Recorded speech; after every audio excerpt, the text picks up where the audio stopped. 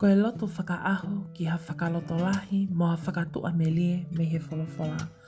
Ka venga o kune a fioi.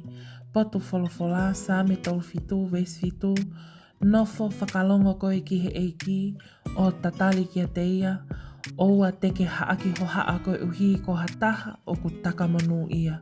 Ha tangata o ku pule aki i mea o lava. E meni, ki tau lotu. Tamai o ku whainga taa ki a te au, ke usio ki hoku kau ngā whanonga, o ku nau monu ia, mo mohu tāpo e kina.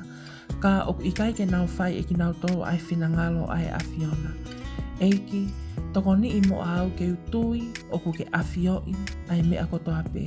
Pea teu inasi i he manu ia, mo e tāpua ki ta tau o ku nau mau, ka i he taimi ai awhiona.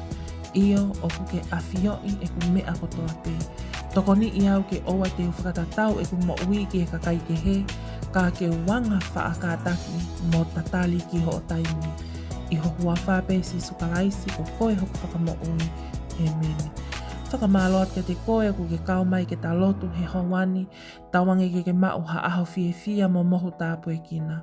Owa na ake tā laa ke sio ki he kau ngā whanonga o ku iai ha anau lelei pia ke laungai. We are all blessed in the eyes of God.